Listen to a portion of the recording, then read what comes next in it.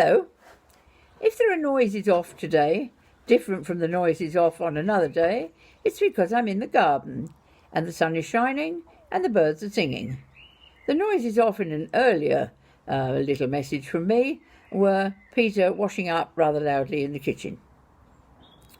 Aspiring actors are often warned not to perform with children or animals. It's not because children or animals are necessarily difficult to perform with, it's because those that are good are really very good and tend to steal every scene they're in.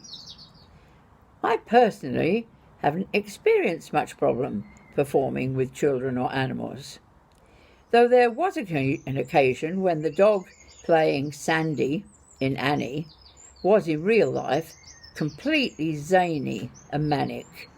However, when the dog was introduced to the young lady playing Annie, it was instantly love at first sight on the dog's part, and anything Annie wanted, the dog would do without any problem at all. Unfortunately, this good behaviour did not extend to the dressing room, and one of the men in the chorus of that show complained bitterly to my husband, the company manager, that someone in the cast had stolen his towel, and that it was a personalised towel that his sister had given him for a present. We expressed disappointment that this had occurred and didn't tell him that no one was guilty of stealing his towel. The dog had eaten it. The other occasion when a child did actually pose momentarily a slight problem was the smallest girl playing Gretel in The Sound of Music was the actual age that Gretel is meant to be, about 6.5. She was cute as can be and bright as a button.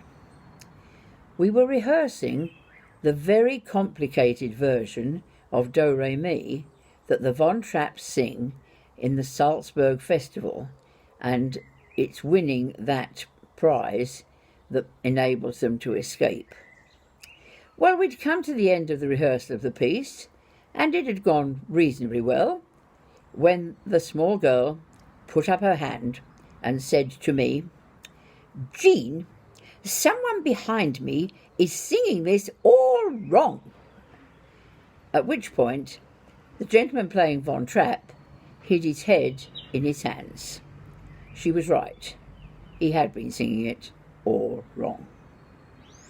My personal problems on stage have more been with furniture than children or animals, and that's going to be the story I'm going to tell you to focus on this afternoon.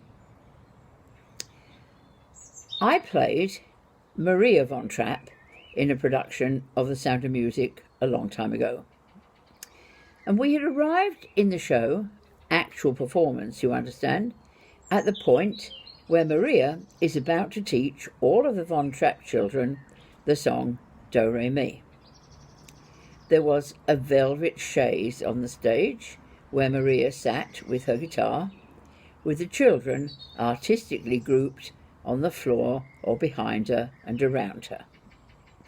To this day, the only chords that I can play on a guitar are the ones which open Do Re Mi. Just before the point of getting into this set-piece position, I was a bit taken aback when the scene, which had been going very well, had an unexpected visitor to the stage. It was a chap playing Franz the Butler.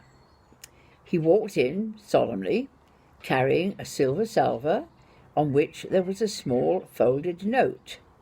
And I thought to myself, why is Franz the Butler approaching me?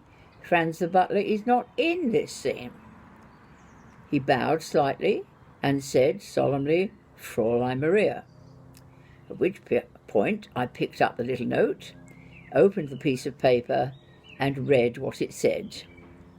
It was very succinct and to the point. It said, "Do not sit on the chaise, as the back leg has just broken off." Well, what do you do? If you were on stage on your own, it would be simple to cover up something like that. Go and sit somewhere else on the stage. But I wasn't on my own.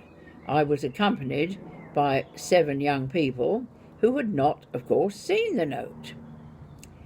Fortunately, part of the set was the end of a supposedly big grand staircase, and the bottom step was wide, and I thought, if I go across and sit on the middle of the bottom step, the children can arrange themselves around me as they would have done on the chaise.